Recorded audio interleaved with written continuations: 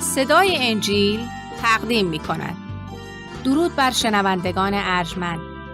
این صدای انجیل است، تنها صدای راستی و حقیقت که از ازل بوده و تا ابد خواهد بود.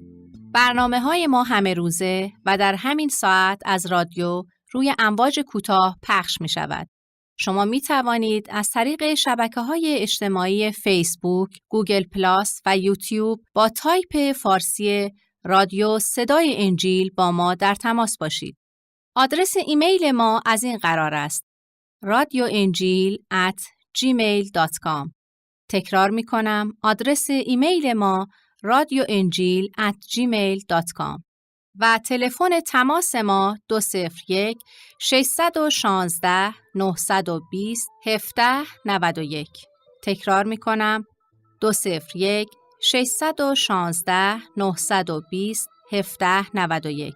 از شما دعوت می کنیم که به برنامه این ساعت صدای انجیل توجه فرمایید.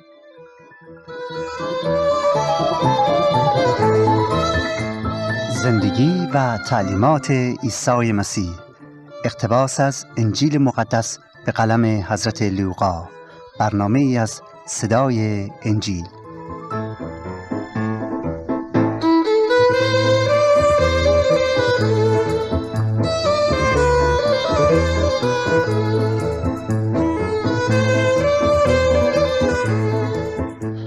سلام بر دوستان و یاران عزیز، امیدوارم که حالتون خوب باشه و آماده شنیدن برنامه دلخواهتون باشید و دعا میکنم که در این ساعت همه ما از خداوند کسب فیض کنیم.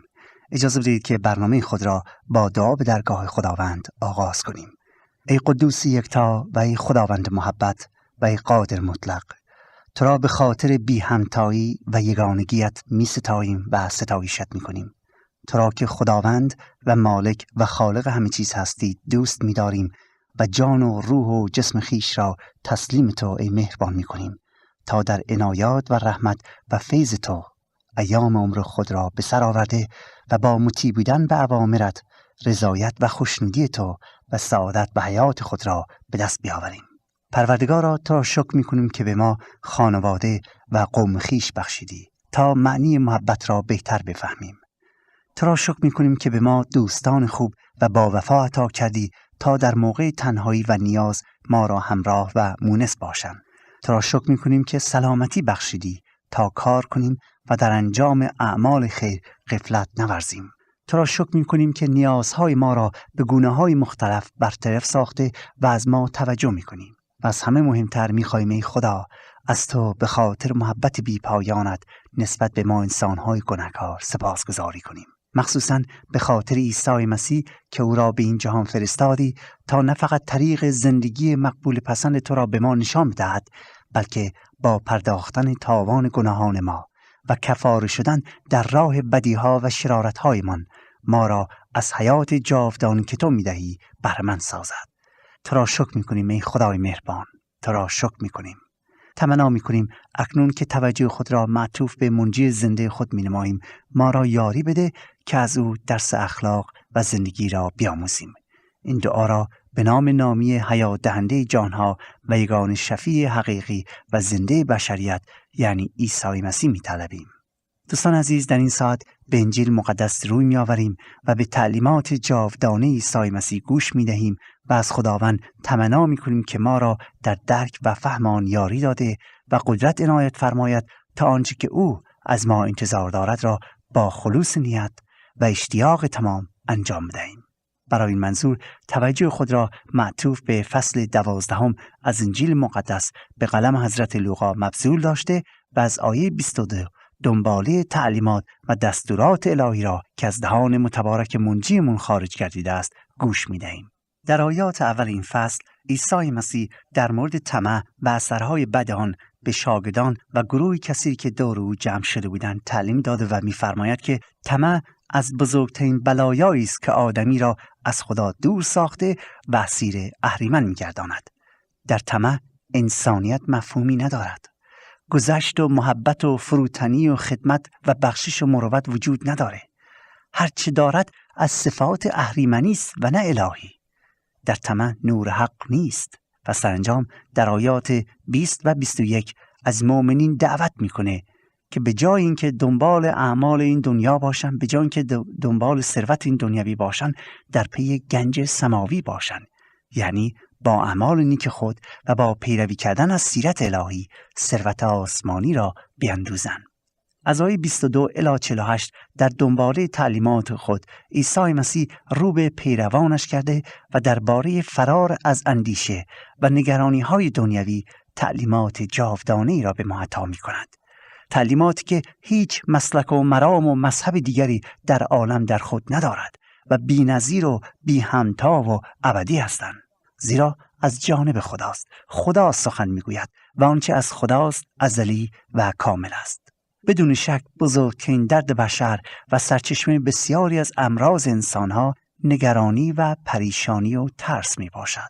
ترس از فردایی که نامعلوم است. ترس از اینکه مبادا گرسنه بمیره.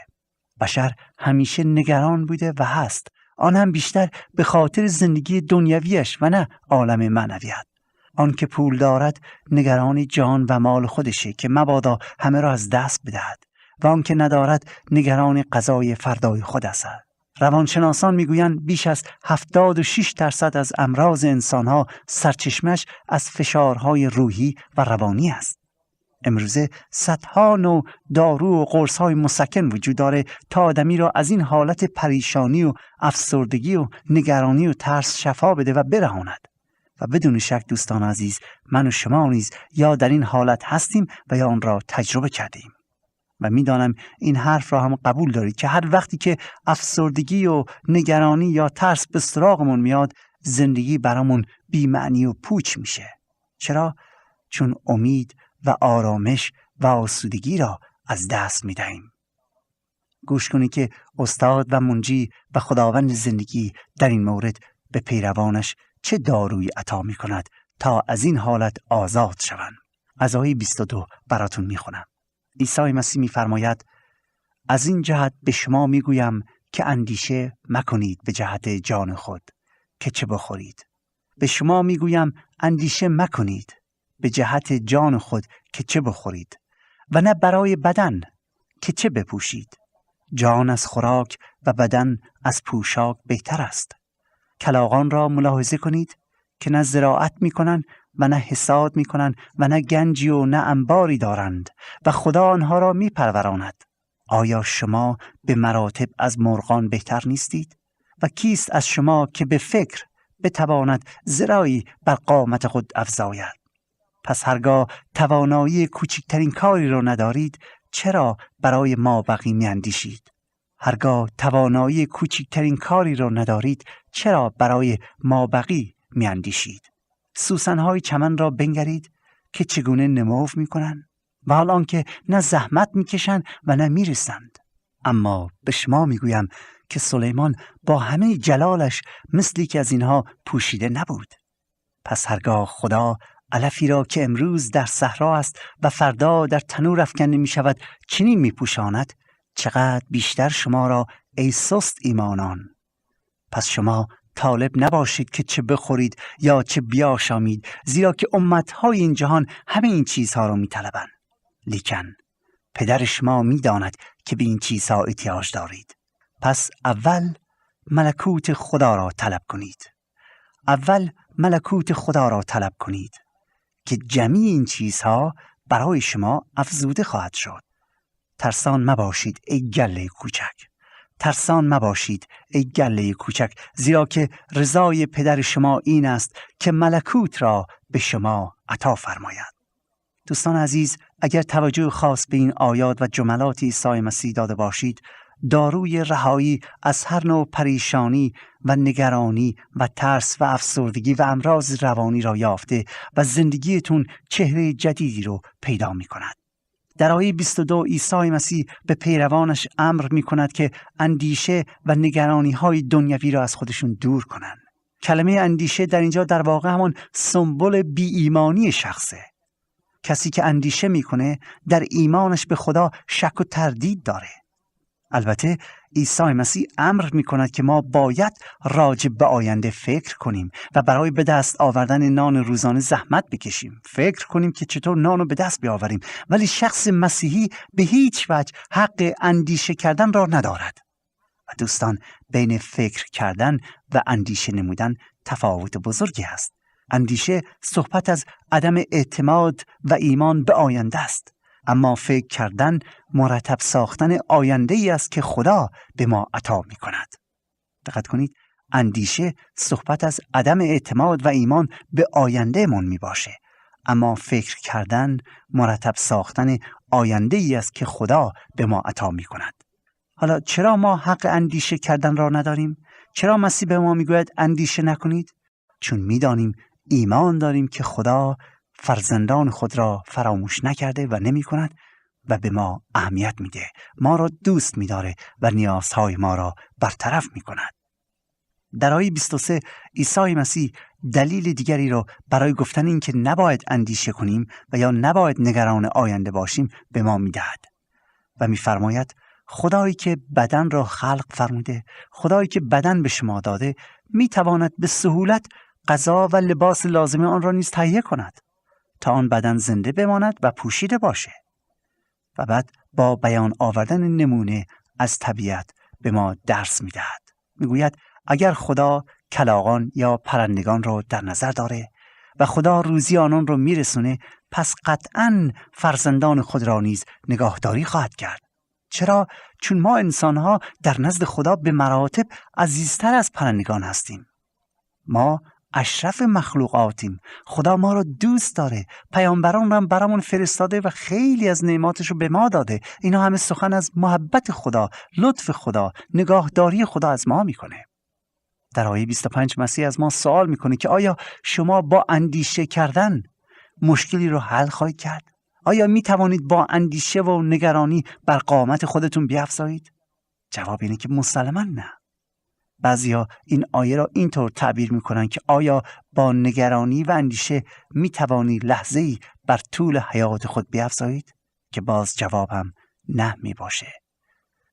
در آیه 26 میگوید حالا که شما نمیتوانید کاری به این کوچکی رو انجام بدهید، پس چرا برای چیزهای دنیوی اندیشه میکنید؟ برای خدا هیچ اشکالی ندارد که طفلی را نمو دهد و اگر خدا میتواند این کار را بکند، بدون تردید میتواند غذای لازم او را نیز تهیه نماید. مسیح میگوید اندیشه و نگرانی هیچ کاری را درست نمی کند. اندیشه کردن و نگران بودن هیچ کاری را حل و فصل نمی کند.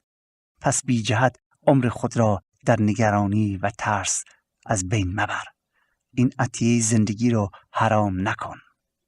در آیه 27 توجه ما را به طریق درست زندگی کردن مبذول داشته و می‌فرماید شما به گل‌های سوسن توجه فرمایید. میگوید از این گل‌های چمن درس بیاموزید. سلیمان نبی که ثروتمندترین پادشاه اسرائیل بود و گنج‌های او در دنیا معروف بودند، با همه ثروت و شکوهی که داشت نتوانست لباسی مثل یکی از این گل‌ها برای خودش تهیه کند. چرا؟ چون خدا نیازهای این گلها را برطرف ساخته. حالا دوستان، اگر خدا چنین جامه‌های زیبایی به گلها که فقط چند روزی هم از نعمت حیات برخوردارن و به زودی پژمرده میشن و میمیرن میده، پس آیا خدا فرزندان محبوب خود را، آیا خدا شما را که دوست داره نخواهد پوشانید؟ به فکر شما نیست؟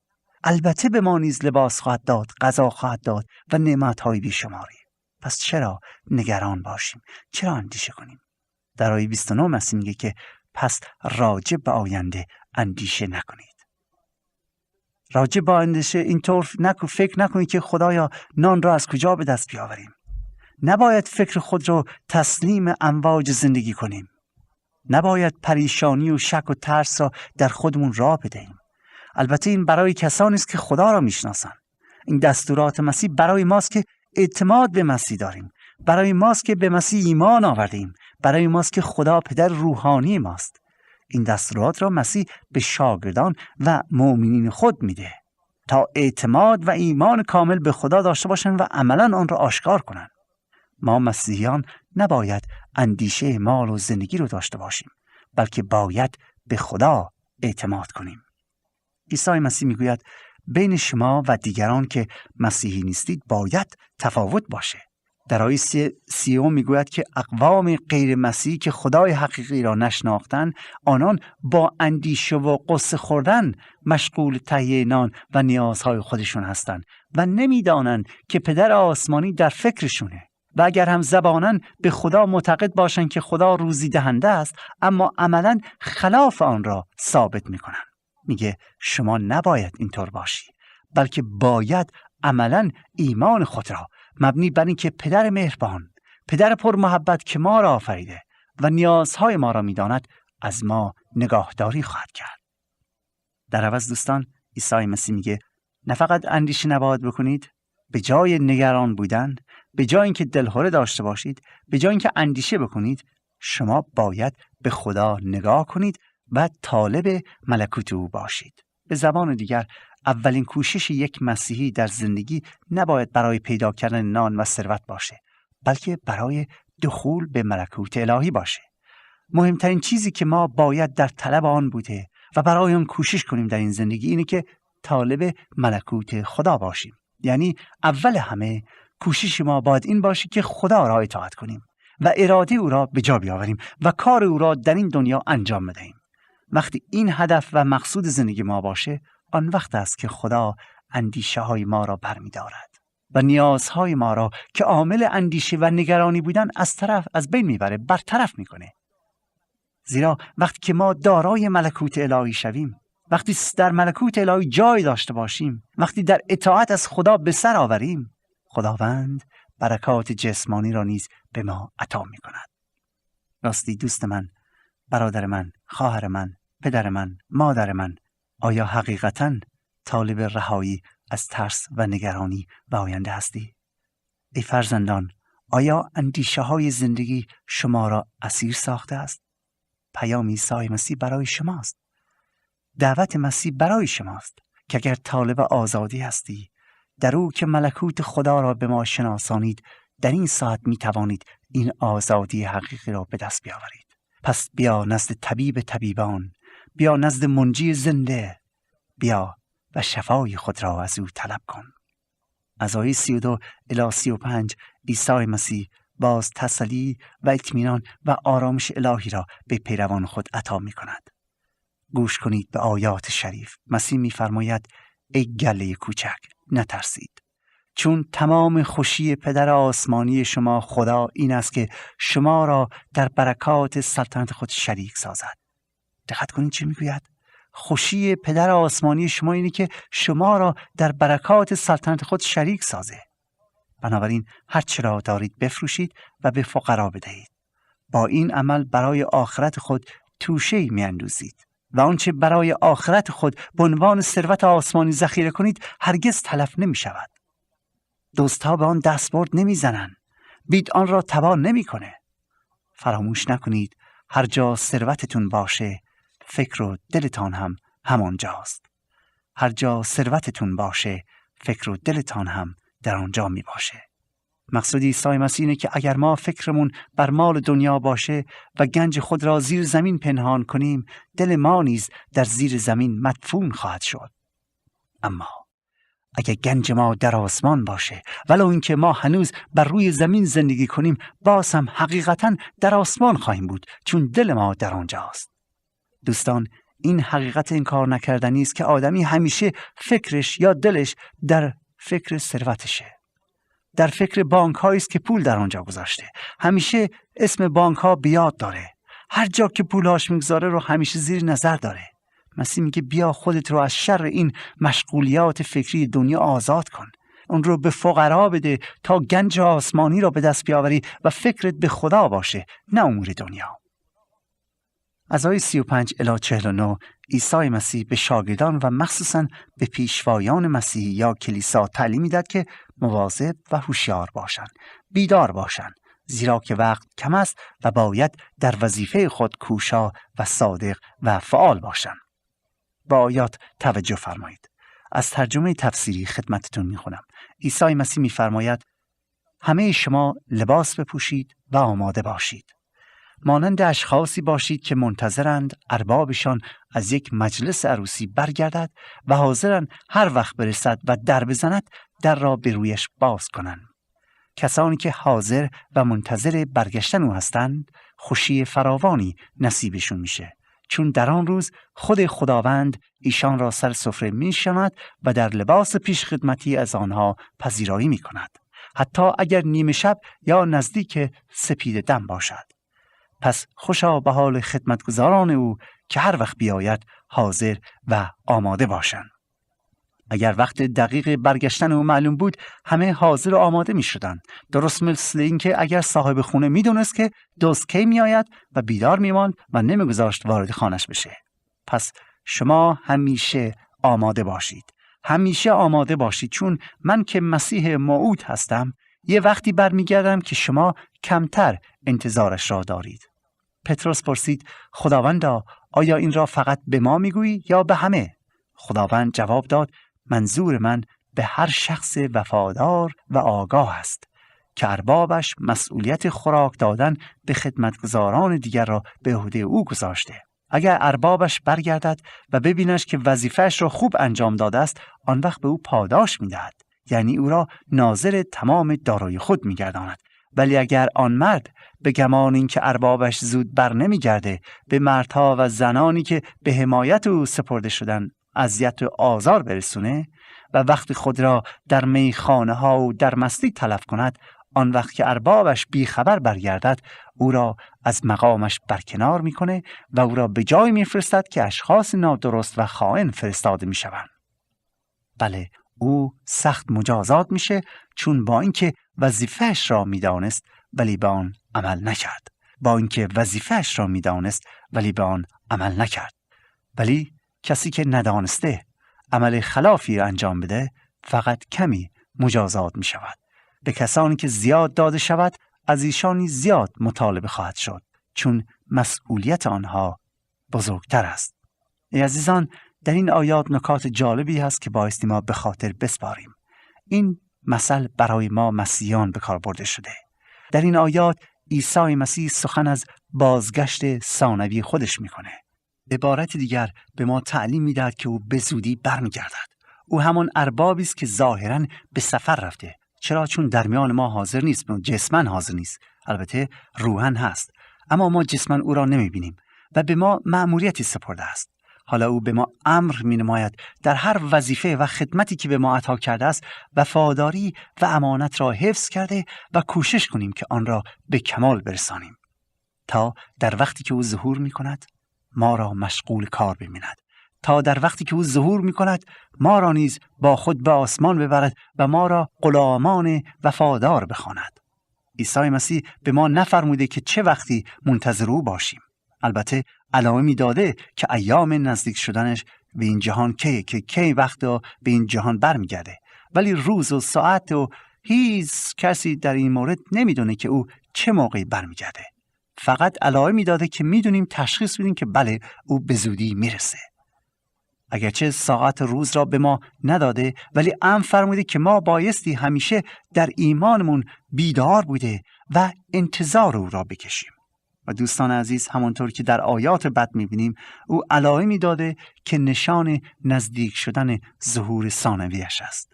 و ما که امروز وظیفه رسانیدن مژده خدا، بشارت انجیل و نان حیات و آب حیات را به مردم داریم، باید کوشش خود را بکنیم تا در حین ظهورش خجل و رسوا نشویم، بلکه غلامان امین و خدمتگزار او، آنم خدمتگزار صدیق او باشیم.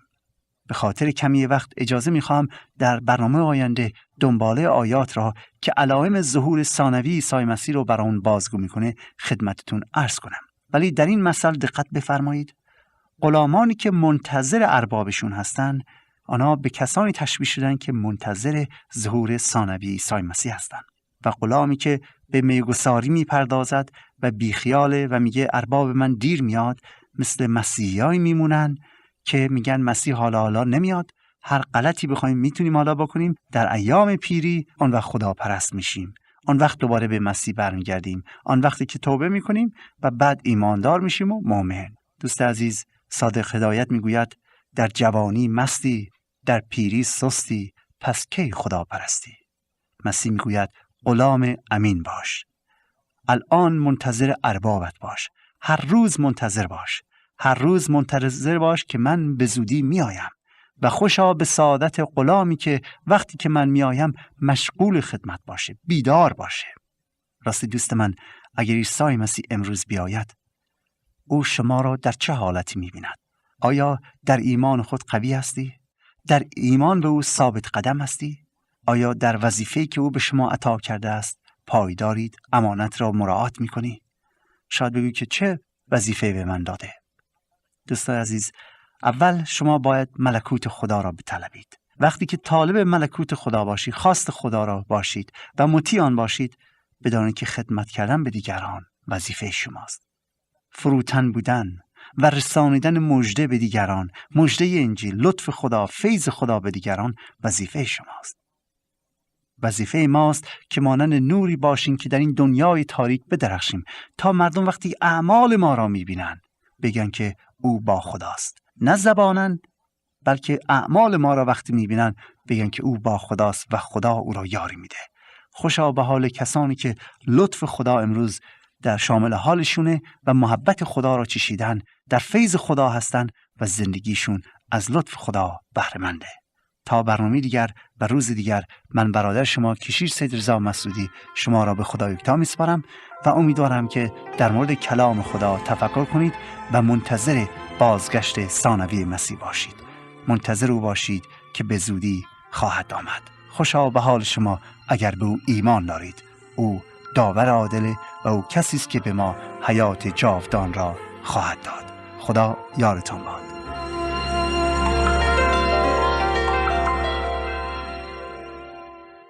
آنچه شنیدید برنامه‌ای بود از رادیو صدای انجیل.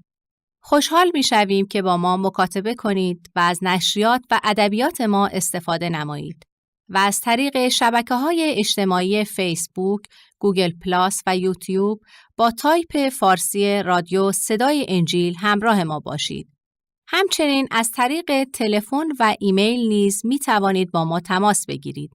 آدرس ایمیل ما از این قرار است: radioenjil@gmail.com.